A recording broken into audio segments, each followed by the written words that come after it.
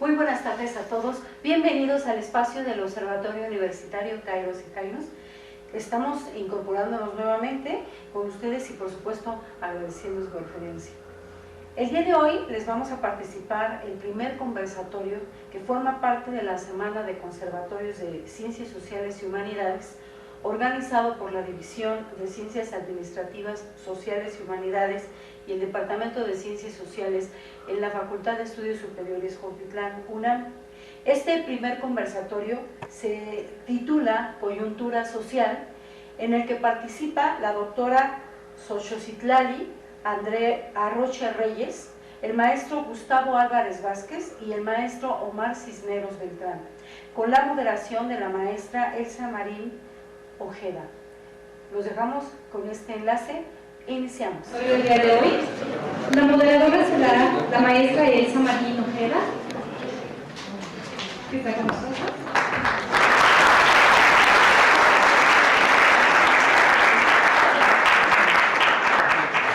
Y agradecemos la presencia de la doctora Xochitlali Arroche Reyes,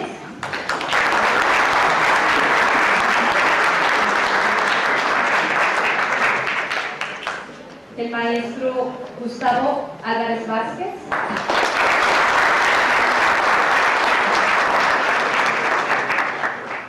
y del maestro Omar Cisneros Beltrán.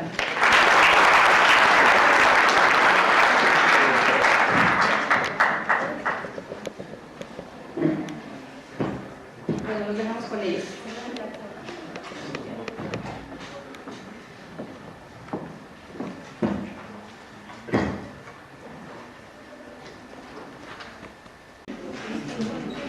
Sí. Buenos días a todos, alumnos y profesores. Vamos a dar inicio al primer conversatorio sobre coyuntura social. Voy a leer las semblanzas de nuestros ponentes. En primer lugar, la doctora Xochitlali Arroche Reyes, doctora en Estudios Latinoamericanos por la Facultad de Ciencias Políticas y Sociales de la UNAM y con maestría en Economía y Política Internacional por el CIDE, licenciada en Sociología por la Facultad de Ciencias Políticas y Sociales de la UNAM, es profesora de tiempo completo en la FES Acatlán, en el área de Economía Internacional de la Licenciatura en Relaciones Internacionales. Docencia: ha impartido las materias básicas del área económica para las carreras de Relaciones Internacionales, Ciencia Política y Administración Pública, así como Sociología. Ha trabajado también en instituciones como Geografía Económica en la Facultad de Ciencias Políticas y Sociales y en la Universidad Anáhuac del Sur. Por lo que se refiere a investigación, la doctora ha participado en proyectos como Federalismo Fiscal, Migraciones y Urbanizaciones en el Centro de México, en la Universidad de Hidalgo con el CONACYT y con el análisis del Estado de Morelos. Sus áreas de interés: la justificación ideológica de las políticas económicas aplicadas en América Latina, así como sus efectos tanto a nivel mundial como nacional. Actualmente tiene la cátedra especial Daniel Cosío Villegas y es representante ante el Consejo Técnico de los profesores de Ciencias Políticas y Administración Pública en la FES Acatlán. El maestro Gustavo Álvarez Vázquez es licenciado en Sociología por la Universidad Autónoma Metropolitana Azcapotzalco, maestro en Estudios Latinoamericanos por la Facultad de Ciencias Políticas y Sociales de la UNAM, profesor de asignatura aquí en la FES Jotitlán y en la carrera de Sociología del Centro Universitario Zumpango de la Universidad Autónoma del Estado de México. Autor del libro Los Hijos de la Modernidad, estudios sobre la radicalidad en los movimientos estudiantiles, publicado en 2013. Autor del artículo Identidades Sociales, Estructuras Emergentes y Representaciones Sociales en la revista de la Universidad Digital de Ciencias Sociales RUDIX, aquí en la FES Acatlán. Autor del artículo Violencia y Campañas Políticas, el recurso del miedo, publicado en el libro Violencia Ciudadana y Desarrollo. Autor del artículo 6 de julio de 2003, La derrota del sistema partidario, publicado en 2004 en la revista de Educación, Sociedad y Cultura. Y el maestro Omar Cisneros Beltrán es maestro en Educación, licenciado en Sociología y diplomado en Mercadotecnia. Es profesor de asignatura de la Facultad de Estudios Superiores Cuautitlán de la Universidad Nacional Autónoma de México y está adscrito también al Departamento de Ciencias Sociales. Participante de la Cátedra de Investigación, Transformaciones Estructurales en México en el siglo XXI, participante de los procesos de certificación de las carreras de Ingeniería en Alimentos, Contaduría y Administración, participante en el desarrollo de los programas de estudio de las materias de Sociología Rural y Urbana, de la carrera de Médico Veterinario Zootecnista y de Desarrollo Sustentable para la carrera de Administración. Su experiencia laboral es como asistente en la coordinación de investigación y docente del Centro Interamericano de Estudios de Seguridad Social, asesor en el Centro de Capacitación de Telecomunicaciones de México, Secretaría de Comunicaciones y Transportes, y docente en diversas instituciones públicas y privadas de nivel medio, superior y superior. Su interés particular y experiencia profesionales están en las áreas de formación docente, investigación, informática aplicada a la educación, sustentabilidad, mercadotecnia social, seguridad social, educación y promoción de salud, niñez y juventud, niños y jóvenes de la calle. Bueno, pues a continuación vamos a empezar este conversatorio sobre coyuntura social.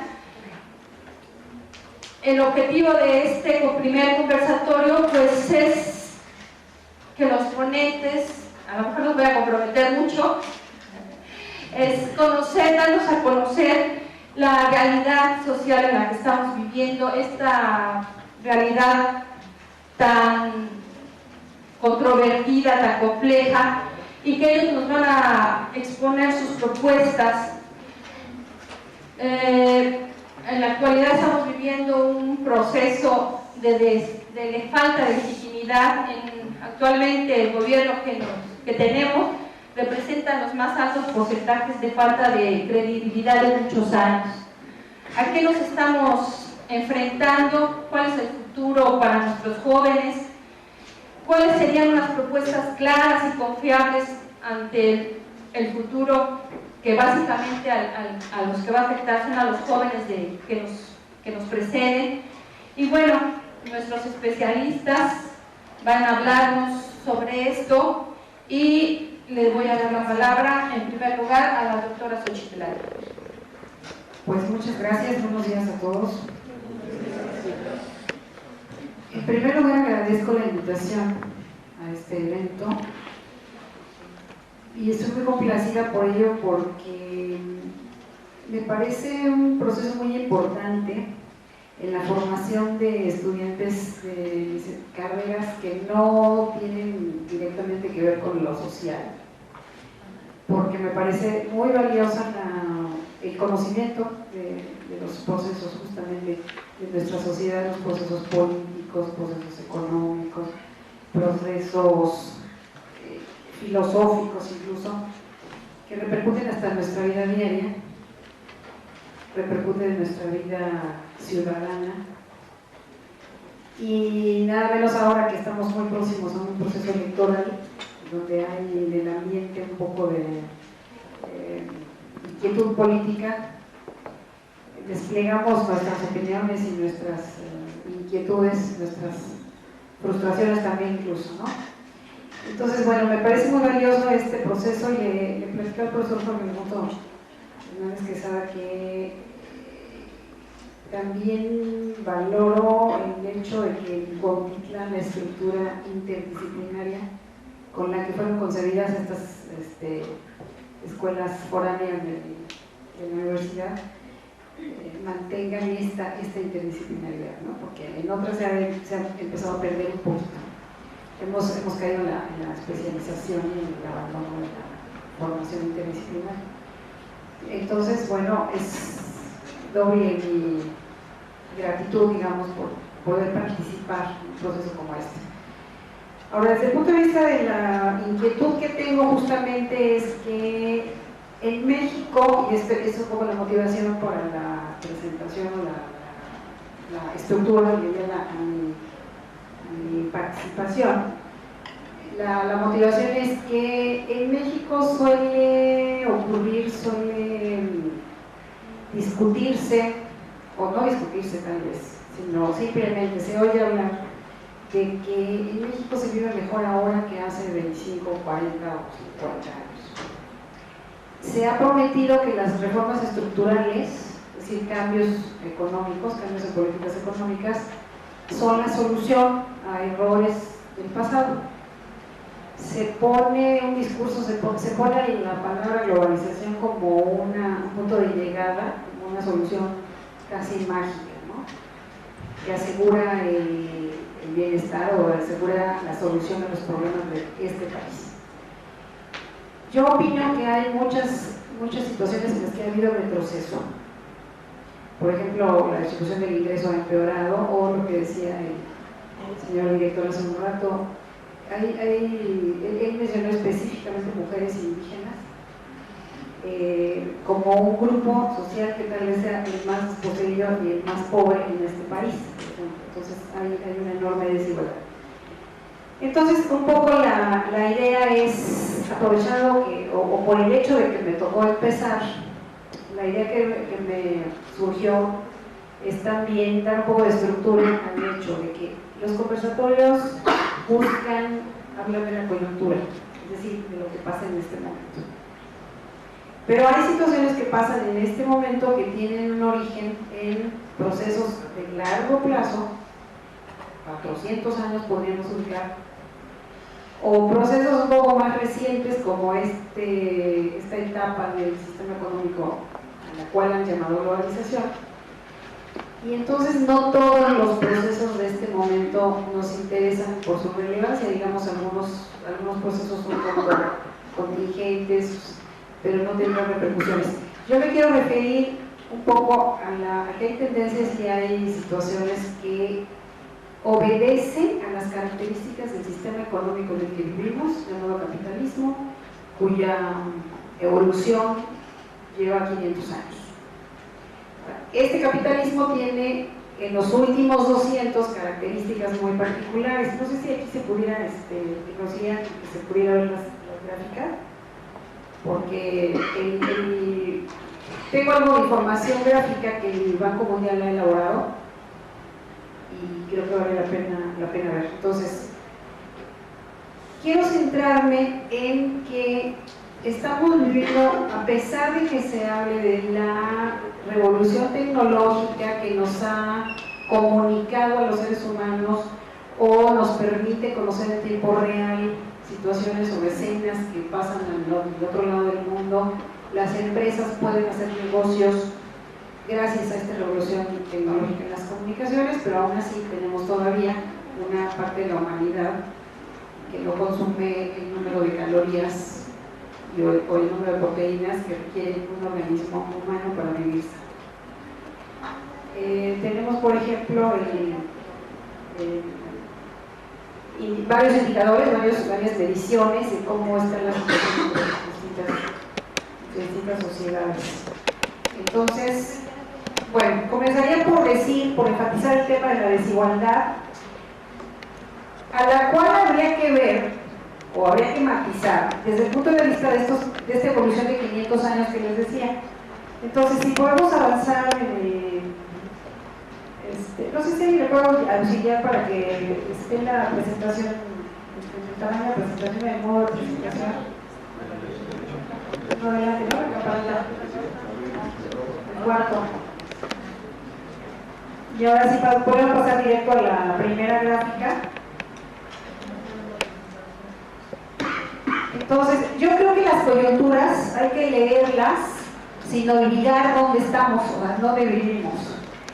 Y me voy a referir otra vez a que suele decirse por parte del discurso oficial, por parte del gobierno, por parte de los empresarios, por parte de los académicos, y en este discurso al que se ha llamado neoliberalismo, suele olvidarse el tema de la historia y suele decirse que, por ejemplo, en materia de política económica, vamos a tener soluciones y vamos a tener finalmente bienestar o mejoras, ¿no? Por ejemplo, ahorita está muy en boga la propaganda de bajo el recibo de la luz, ¿no? Bajo el costo de la electricidad gracias a la reforma de energía, lo cual es absolutamente falso. ¿no? O la gasolina no ha continuado subiendo por la reforma energética. Pues es falso, porque para empezar bajó el precio del petróleo, ¿no? Estos pensadores neoliberales y apuestan a este progreso, los sociólogos le damos progreso a este avance o a esta acumulación de bienestar material. Pues ahí en esa gráfica ustedes pueden ver la evolución, la tendencia de la economía y la sociedad mundial. Entonces, ustedes ven la parte de abajo, esto va del año, estos son el tiempo. Este sería el año menos 9000, aquí estaría el año 0, aquí estaría el inicio de la era cristiana, y aquí tenemos el año 1800 más o menos, 1750, 1800. Entonces, desde el inicio de la revolución industrial a la fecha, el incremento de la población, para empezar, ha sido exponencial, ¿no? Y esto está asociado al proceso de industrialización. Y si ustedes se fijan, bueno, hoy no voy a atender mucho porque tenemos poco tiempo, pero si ustedes se fijan, aquí hay una serie de... muchas gracias, este tiene un punto más visible. Bueno, si se fijan, aquí está el inicio de la revolución industrial, agrícola, electrificación, o sea, una serie de descubrimientos e inventos. Este es el proceso de industrialización. Si me avanzan a la siguiente gráfica, por favor, ahí vemos, por ejemplo, este pensamiento neoliberal a lo que se refiere es que en algún momento va a continuar esta tendencia, este progreso, entonces sí vivimos mejor. ¿Qué quiere decir esta gráfica? Las barras azules nos hablan del ingreso per cápita. Desde el año 1, el año 1000, 1500, aquí ven las fechas, ¿no? 1950, 2000. Entonces, si ustedes se fijan, desde 1700, a mediados del siglo, empieza una tendencia mucho más pronunciada, ¿no? Bueno, entonces sí, ahora la barra azul habla de la capacidad o la riqueza de la que disfruta cada individuo en cada momento. Entonces sí, cada persona en la actualidad posee más cosas, recibe mayor ingreso del que tenía antes. Entonces, bueno, cuando nos dicen reformas económicas y globalización y demás, de lo que nos hablan es que a lo largo vamos a ver este resultado, pero resulta que este proceso no tiene que ver con reformas económicas ni con la gestión del gobierno en particular. Son procesos de largo plazo. Entonces me gustaría referirme a que cuando se analiza y incluso los partidos políticos prometen cosas, pues lo que prometen es algo que ocurre por la propia dinámica del sistema económico, pero no necesariamente por la gestión, por la política económica, por la organización de grupos, por la dinámica social. ¿Podríamos avanzar Bueno, ahora, un poquito para ir aterrizando los procesos actuales. ¿Qué pasa? ¿La coyuntura actual dónde está? Bueno, la humanidad en estos últimos 200 años se ha caracterizado por la urbanización resultante de la industrialización. Ahora, este proceso de industrialización y urbanización es incipiente en los países no desarrollados. Incluso en México ustedes pueden encontrar estados como Guerrero, Chiapas, Oaxaca, que tienen una población rural todavía muy alta y tienen un grado de urbanización que tiene que ver con que son agrícolas y muy atrasados. Por ejemplo, no hay caminos, no se conecta la gente, entonces no hay desarrollo económico a la altura de que hay en la Ciudad de México. Entonces, quiero enfatizar esto porque en la universidad, porque en la zona metropolitana de la Ciudad de México, solemos olvidar, y los gobernantes que están en el centro de la Ciudad de México, suelen olvidarse que en el resto del mundo hay zonas, hay poblaciones excluidas de estos procesos. ¿Sí? ¿Podemos avanzar? Otra tendencia, bueno, la urbanización aquí, ¿cómo nos la presenta el Banco Mundial?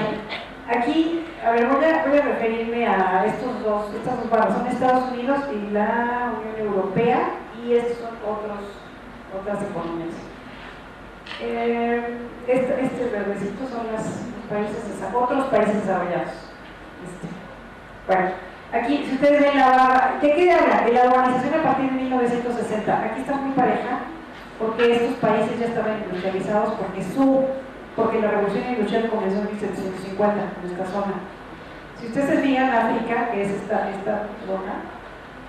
barra, ven que su urbanización comienza en los años 80, más o menos, 60, 80. Y la población del continente africano participa con mucho menos en la población total, población urbana total, que se calcula alrededor de 3.000 millones de habitantes, que es más o menos la mitad de la población mundial actual, que es de 7.000 millones de habitantes, 7.300 millones de habitantes en este momento, más o menos. Aquí se ve la urbanización de China, por ejemplo. Esta barra es China y la naranjada es la India. Este es América Latina. No, este es América Latina, estos son los pueblos desarrollados. En América Latina igual vemos que viene una población en los años 60 todavía poco población urbana que ha crecido, ¿no?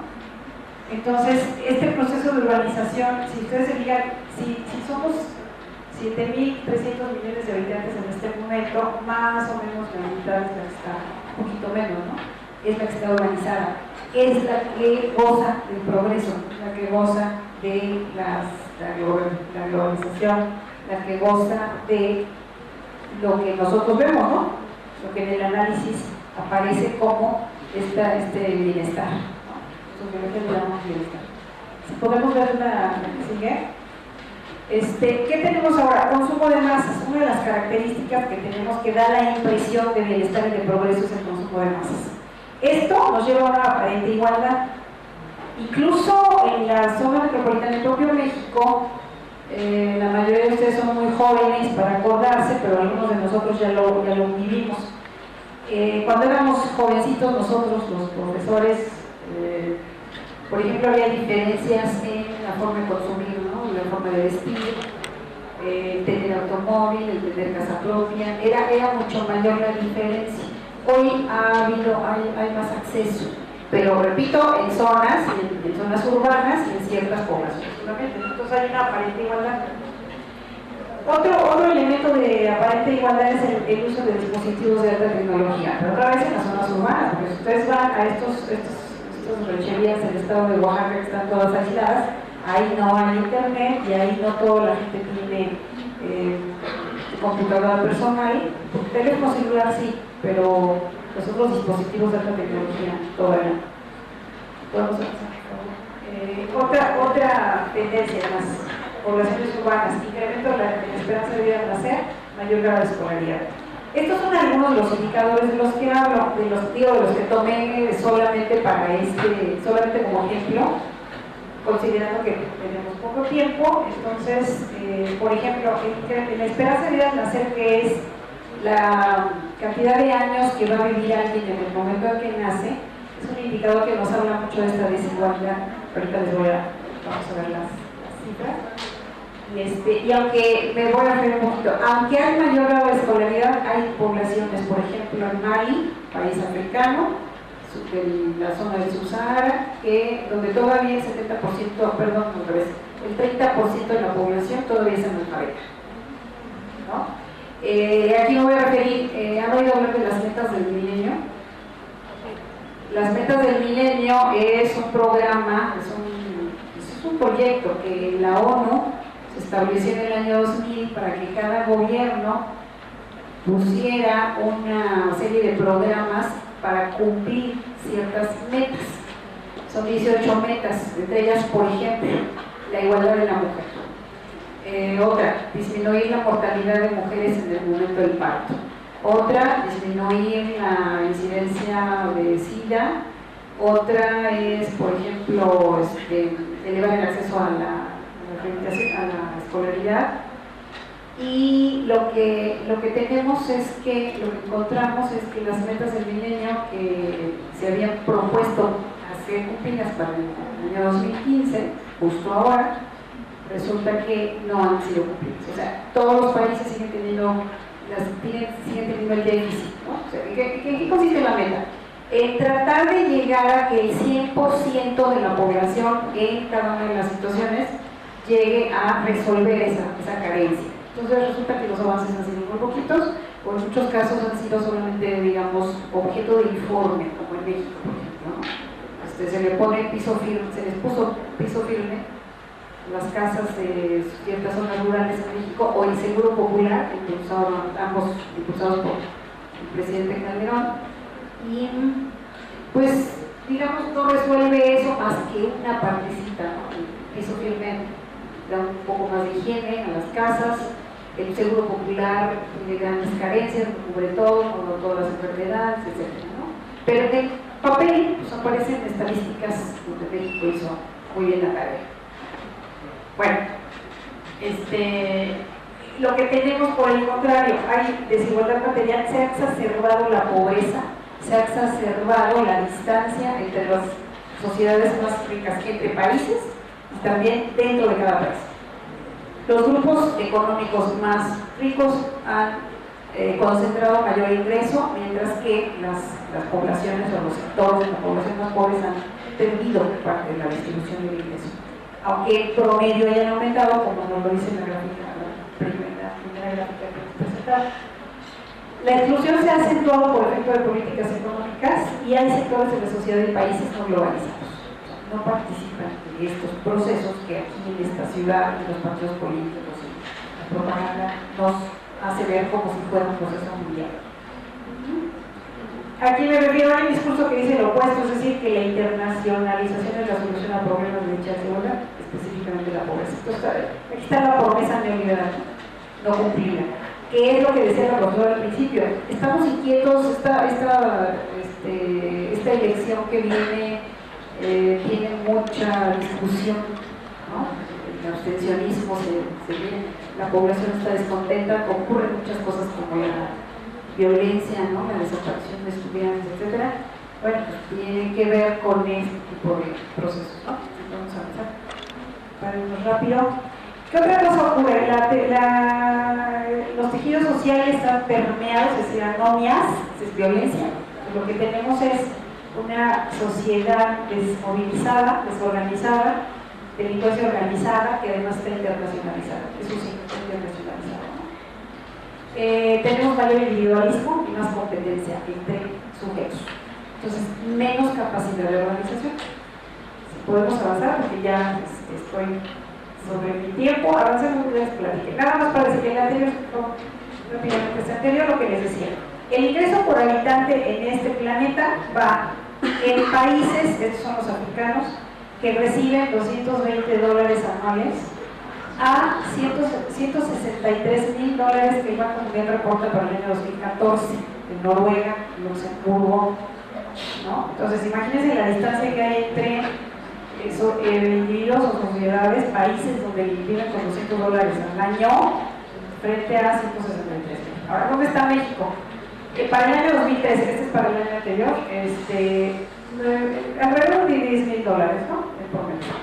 Estados Unidos tiene casi 54.000 y en el año 2013 Noruega reportaba 102. Entonces, estos son dos indicadores, dos datos de indicadores de distribución del ingreso. Y nada más déjenme presentarles el que sigue, por favor, de la distribución del ingreso dentro de los países. Estos verdecitos, Europa, Canadá, son los de mejor distribución, o sea, la distancia entre ricos y pobres es menor. Las rojas son los peores, ¿sí? Es de acuerdo con el índice de Gini. Los azules son menos mala distribución que los rojos, y México está en medio, digamos, México está en un rango, digamos en medio, entre los de mejor distribución que serían estos y la peor distribución que son estos, ¿no? Entonces, ahora en América Latina, México y Brasil han sido tradicionalmente, a lo largo de muchos años, han sido los países de peor distribución de ingresos en el mundo, perdón, en América Latina, ¿no? Y solamente superados por los países de África, ¿no? Porque entonces, entre menos desarrollo, menor equidad en la distribución. Bueno, yo creo que con esto terminaría para darle paso a pues más tarde algunas dudas que ya planteado, ¿no? Muchas gracias. Gracias, doctor. Gracias, doctora.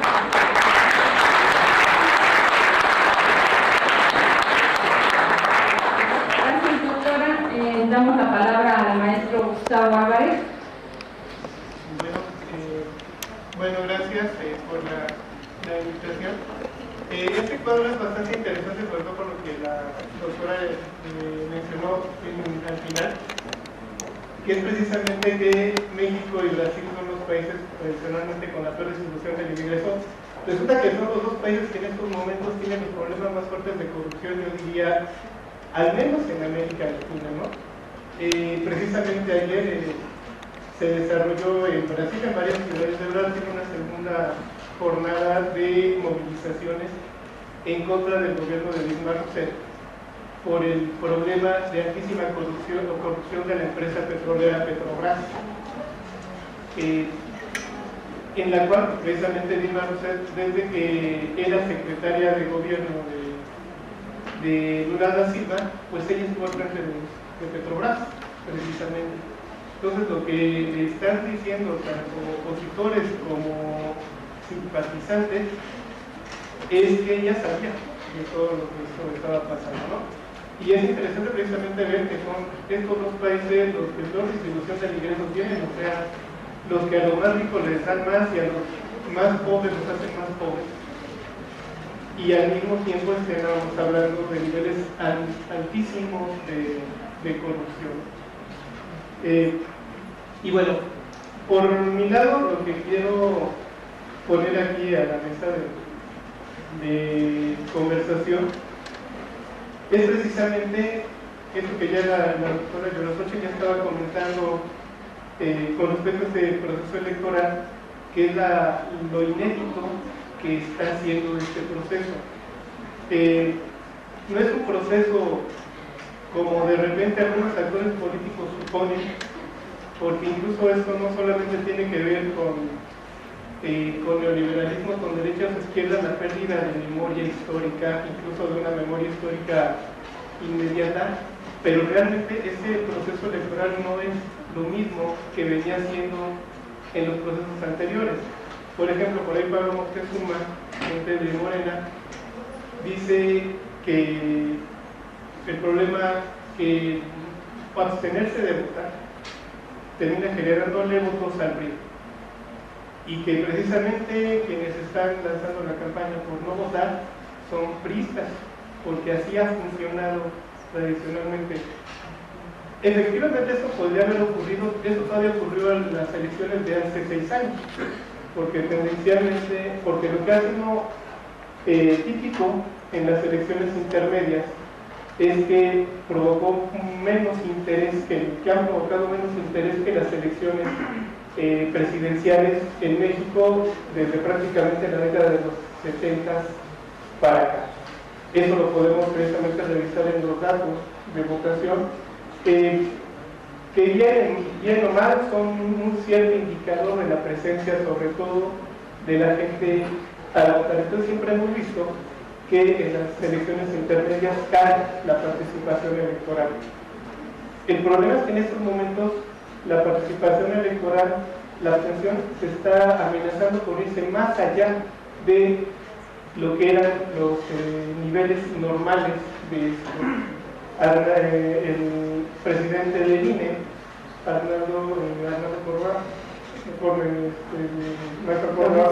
Lorenzo Córdoba Villanero, precisamente dice que una democracia con una presencia del 5% de electores, con esa función no hay problema, para ellos no sería ningún problema. Bueno, resulta que José Antonio Crespo, a final de la década de los 90, cuando se supone que México ya estaba enfilado hacia la transición democrática, siendo personaje importante dentro de los estudios de la transición a la democracia, decía que una democracia no podía funcionar con la presencia electoral de 15% de electores.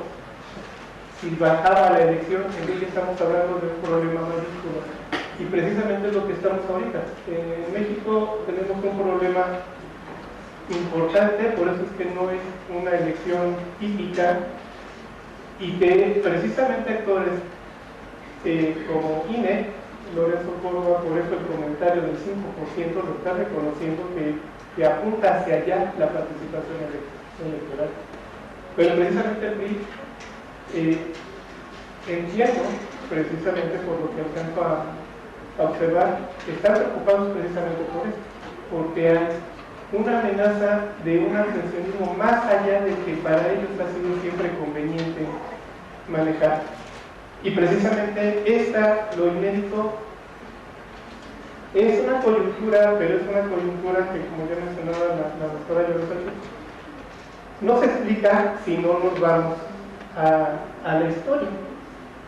Y sobre todo, a plantear aquí de manera intento rápida dos aspectos importantes. Primera, que en la tendencia global, durante la década de los 90, para quienes tenemos un poco más de 30 años, recordaremos que en la década de los 90, cuando cae el muro de Berlín, lo que empezamos a ver fue que aumentó el abstencionismo en todos los procesos electorales del mundo occidental. Estados Unidos, México, Francia, España, todos los países redujeron su participación electoral. Ya estaba habiendo un cierto desencanto. Además, incluso esto llamó la atención de estudiosos que, por un lado, por ejemplo, un traductor español llamado Franco Tarís decía, bueno, es que no hay que preocuparse porque la abstención significa que esta es gente que está dando su consentimiento tácito. La gente no va a votar porque está de acuerdo con lo que los otros digan. Otros sí se preocupaban porque además vieron que los partidos políticos estaban teniendo problemas de credibilidad y entonces nos estuvieron hablando de que había una crisis de la representatividad, que la gente no estaba yendo a votar porque los partidos no la representaban. Y estamos hablando de la década de los 90 y también en México. La falta de memoria de esto no solamente es de ahorita. Hace 6 años, cuando todavía Rosario Robles era periodista, en el mismo proceso intermedio, antes de que se llegara el día de las elecciones, estaba bien preocupada porque se amenazaba una abstención importante. Pero se le pasó la preocupación el día de las elecciones. Ya cuando se dieron los resultados, ya no volvieron a hablar de la abstención. Nuevamente lo asumieron como un asunto normal. Sin embargo, este problema de representatividad y de abstención ya lo estamos trayendo desde los 90, no solamente en México, sino a nivel global. Y para el caso ya más directo en México, pues hay que recordar que tenemos precisamente un gobierno que nació deslegitimado, pero que se deslegitimó desde la campaña electoral, que fueron los movimientos sociales los que precisamente le han generado una gran cantidad, un nivel más alto de legitimidad a este propio gobierno. Recordemos que hace 3 años la campaña electoral, antes del fallido acto de campaña en Ibero, todo era muy tranquilo, ya estaba hecho el libreto, estábamos viendo el libreto de la elección y de un triunfo anunciado. Ni los partidos políticos habían asumido ya sus papeles y estaba siendo bastante aburrido, pero precisamente fue a partir de la idea de los errores de manejo de imagen, de los errores de inexperiencia política, los que detonaron precisamente que ese proceso electoral se convirtiera en el momento donde se inicia la crisis de legitimidad de un gobierno que todavía ni siquiera había sido electo gobierno, sino de alguien que apenas estaba aspirando a eso. Y precisamente el movimiento del 1832 nos aparece como este movimiento estudiantil primero, que es el que les ha dado dolores de cabeza, es uno de los sectores de la población que le ha dado dolores de cabeza a todos los gobiernos. Pues resulta que le da un mayor dolor de cabeza a este gobierno, sobre todo porque inicia dentro de los estudiantes, entre el subsector de estudiantes, que está incluido precisamente entre los que mayor ingreso tienen. A final de cuentas inicia en la Ibero, inmediatamente se suman estudiantes de ITAC, de CIDE, del Tecnológico de Monterrey, O sea, puro estudiante, precisamente de personas que son empresarios, que son políticos y demás. Se le van a sumar también después los estudiantes, los que tradicionalmente se han sumado a estos movimientos, la UNAM, el Politécnico, Chapingo, la UAM. Pero precisamente el principal problema fue aquí, que estos estudiantes integrados se lanzan por una demanda muy importante, que es el de la democracia. Pero ¿cómo demandar democracia en un momento en el que se supone que los partidos políticos están representando a la gente? Si la gente está demandando la democracia a un gobierno, es porque no están sintiéndose representados. Entonces el gobierno empieza su legitimación desde la campaña electoral con este movimiento. En los últimos 2 años también lo que hemos estado viendo es una distancia tremenda entre partidos políticos y sectores sociales que están movilizados.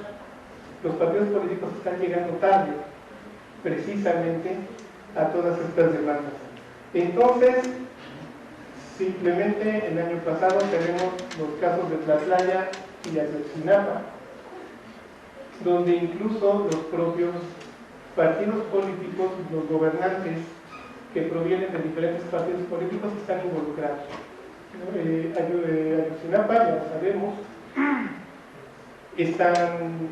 hay indicios importantes de que las esferas de gobierno guerrerense periodistas tuvieron algo que ver en esto, pero también la demanda con respecto al ejército de no haber hecho nada nos está hablando del poder ejecutivo federal, gobierno priista y demás. Igualmente, Moreno Valle en Puebla se lanza en contra de las comunidades con su proyecto acá ¿se me va el nombre? En Cholula, ¿no? Con el megaproyecto en Cholula, que precisamente lo que busca es acabar con la pirámide de Cholula y con todo lo que es el pueblo, todo lo que implica la tradición histórica religiosa de Cholula, para poner un nuevo lo que es precisamente uno de esos templos del mundo moderno que son los malls. Entonces, imponer ahora sobre el mestizaje religioso en Cholula, imponer la religión del dólar en un mall, siendo Moreno Valle panista, y que previamente además se lanzó la famosa ley Bala, que es precisamente esta ley que se aprueba en Puebla en un primer momento, con la cual se acepta, se permite que los policías puedan utilizar balas de goma para enfrentar las protestas populares, y que de inmediato, al ser utilizada por primera ocasión, causó la muerte de un niño de secundaria, por el solo hecho de que el niño pasaba por ese lugar, por el lugar en el que los policías empezaron a balear con balas de goma, pues a la gente que protestaba, campesinos también, por otro proyecto de Moreno Valle que estaba afectando su propiedad. Y estamos hablando también del gobierno panista. En fin, y si seguimos, está también el proyecto integral en Morelos, lo que conocen en Morelos como el Gracoducto, que precisamente es un proyecto que busca construir un acueducto y 2 termoeléctricas sobre el río Cuautla, y que precisamente hicieron que este viernes los habitantes de Cuautla pues hicieran que saliera corriendo de la hacienda de Chinameca Graco Ramírez y el representante gubernamental federal, que iban a hacer su homenaje al difunto Emiliano Zapata. Para ellos sí es difunto Emiliano Zapata, precisamente porque Graco Ramírez, el gobernador de Morelos, dice que no es cierto, que no les afecta a nadie este proyecto, cuando los habitantes mismos dicen, bueno, pues simple y sencillamente nos van a quitar el agua, lo van a utilizar para las termoeléctricas y demás, y esto se vincula con la Ley General de Aguas. Esta ley, que precisamente para poderla pasar tuvieron que correr a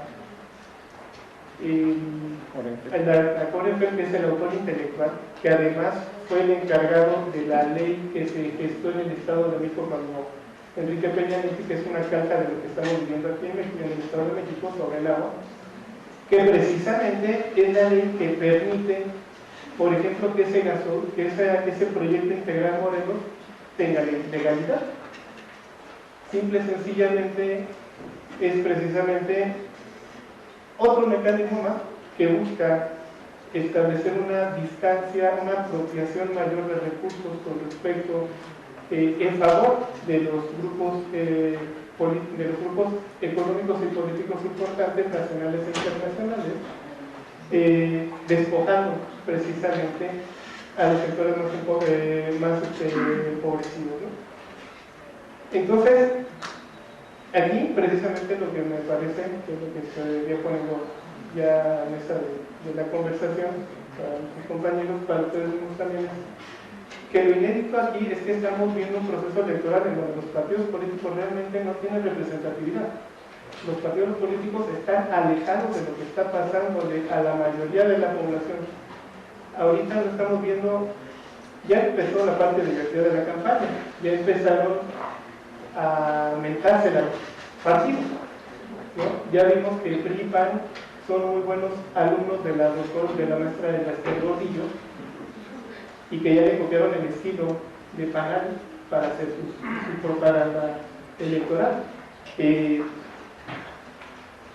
Pero al final de cuentas, ya sé ellos, pero ninguno de los otros partidos tampoco están hablando realmente de lo que los movimientos sociales nos han estado tratando, ¿no? Incluso ni siquiera nos han... Incluso ha sido muy limitada la solicitud de que se le quite al Partido Verde su registro después de tantas violaciones constitucionales, cuando en redes sociales ya se solicita se le solicita al INE que le quite el registro al Partido Verde, y que hay toda una campaña vía la plataforma change.org, que la propia población partidista, no partidista, abstencionista, no abstencionista, están movilizados para obtener firmas y entregarlas al INE para exigir que se quite esto. Pero en los partidos políticos esto pues no se ha convertido en un elemento importante de discusión, ¿no? Por el momento de Maestro Omar. Pues muy buenos días.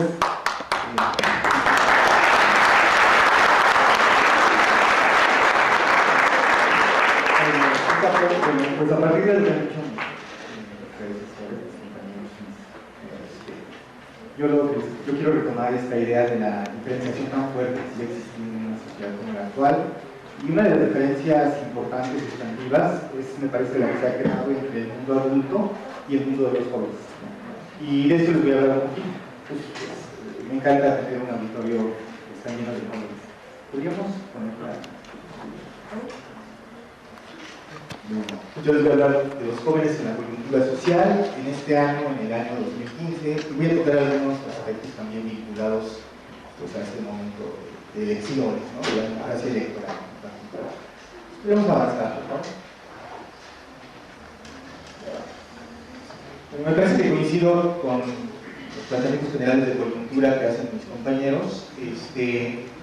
Creo que este momento, una coyuntura es un momento en el cual todos los actores quedan desnudos ante las circunstancias. Se ven como realmente son, ¿no? Se desenmascaran, y creo que de entrada, si alguna vez tuvimos esperanzas en el constitucionalismo social mexicano, y algo se dio durante algunas décadas, repartos de tierra, no sé, derechos obreros, cosas importantes, pero también clientelismo y corporativismo, pues aquí nos quedamos con la parte negativa porque el otro se apaga. Estas últimas reformas implican pues, la desaparición de ese proyecto de constitucionalismo social de 1917. Entonces, estamos teniendo problemas de pobreza, estamos teniendo grandes problemas de exclusión, y bueno, vamos a ver que en particular esto ha afectado a los jóvenes más que a otros sectores. Tenemos una crisis de legitimidad, me parece que ya lo hemos dicho todos.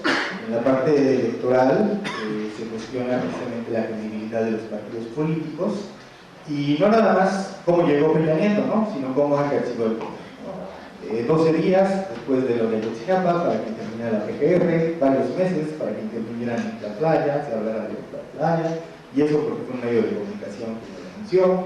De hecho, el gobernador Erubiel, el gobernador salió a defender el papel del ejército en ese evento, y bueno, la pasión inmobiliaria de nuestros gobernantes, ¿no? Estas casitas que a cada rato salen. También tenemos una soberanía cuestionada porque la intervención extranjera es cada vez más importante. Los hechos que tuvimos después de la Revolución Mexicana, como fueron las nacionalizaciones de los recursos energéticos, se han echado para atrás y hoy en día le estamos dando una tremenda capacidad a empresas extranjeras. Por ejemplo, en la reforma energética se ha declarado en el artículo 8º transitorio que la prioridad principal es la exploración y extracción de petróleo. Eso quiere decir que si en un ejido, una comunidad indígena, existe la posibilidad del petróleo, una compañía privada, incluso transnacional, puede obtener el acceso. Y bueno, para que tengan una idea, tenemos como 2.500 comunidades indígenas que tienen ese problema, más o menos 2 millones de hectáreas son las que se representan. Y pues la dependencia, ¿no? Eso de que somos de los fabricantes de automóviles más importantes del mundo, pues aquí tenemos la FOB, pero pregúntense cuánto de tecnología, qué patentes son mexicanas, ¿no? al desarrollar este tipo de productos. Entonces, pues me parece que en términos generales, eso sería para mí la conclusión. ¿Sí, por favor? Bueno, yo les voy a hablar de los jóvenes, y uno de los grandes problemas que tenemos es que no sabemos qué son los jóvenes, ¿no? Para algunos tiene que ver con una cuestión de maduración física, de una cuestión de tipo de procreación, ¿no? De la capacidad de procreación. Entonces, tiene que ver con una cuestión de tipo emocional, psicológica, y para algunos tiene que ver pues, con la posibilidad de que pues, vas, digamos, como generando capacidades, en ese momento en el que generas capacidades para después enfrentar la vida. En todo caso, esto de los jóvenes les quiero decir que es una especie de construcción social. Hasta hace algunas décadas, tú llegabas a lo mejor a los 13, 14, 15, 16 años y te casabas y tenías hijos, ¿no? Recordemos que en la década de los 70 las mujeres tenían más o menos, la tasa de fecundidad era más o menos de 7 hijos por mujer. Si ahorita algunas de las participantes tienen 20 años, pues no estarías aquí porque tendrías a lo mejor 2, 3 hijos o 4. Entonces, eso de la juventud en realidad no existe. La juventud se empieza a crear después de la posguerra. Después de la posguerra se empieza a vivir más tiempo y se piensa que, bueno, la edad de matrimonio se puede retrasar y la permanencia en la escuela se aumenta. Entonces se empieza a crear la juventud, mucho inspirada incluso, vamos a ver después, por cuestiones cinematográficas. En el año 55 hay un clásico que se llama Rebelde sin causa, y eso va a inspirar esa construcción de la juventud. Bueno, incluso, bueno, y esa construcción que vamos a ver ahorita está muy dominada por lo que creen los adultos que somos ustedes los jóvenes, ¿no? En esta sociedad diferenciada, hace rato el doctor platicaba, hablamos de que, no sé, a lo mejor si eres morenito, pues te van a discriminar los blancos, ¿no? Pero si eres mujer, pues te va a discriminar el hombre. Bueno, aquí también tenemos una diferenciación importante, porque como vamos a ver, los adultos no hemos permitido una participación suficiente de los jóvenes, sobre todo el caso. Bueno, incluso hablar de una conceptualización etaria de la juventud, es decir, referida a las edades, es complicado. Por ahí la ONU o la UNESCO habla de que los jóvenes son de 15 a 24 años, otros organismos de la ONU hablan de 15 a 29 años, que es lo que retoma el Instituto Mexicano de la Juventud. Algunos dicen que la juventud llega hasta los 35 años, el PRI dice que son jóvenes desde los 12 hasta los 35 años, ¿no? Entonces, ni siquiera tenemos una conceptualización en ese sentido. Y de ahí también las complicaciones. El mismo Instituto Mexicano de la Juventud reconoce que no puede generar indicadores confiables porque cada dependencia de gobierno pues define a los jóvenes etariamente, arbitrariamente, ¿no? ¿Aquí sigue, por favor? Bueno, aquí tenemos estas transformaciones de la juventud mexicana, pero desde el imaginario social adultocéntrico. ¿Cómo piensan los jóvenes? Buena parte de esa sociedad que nos ha dominado, que es la de los adultos. Bueno, en los 50 tenemos inventa esto de la juventud, y entonces tenemos el rebelde sin causa, aquí tenemos nuestras adaptaciones locales, ¿no?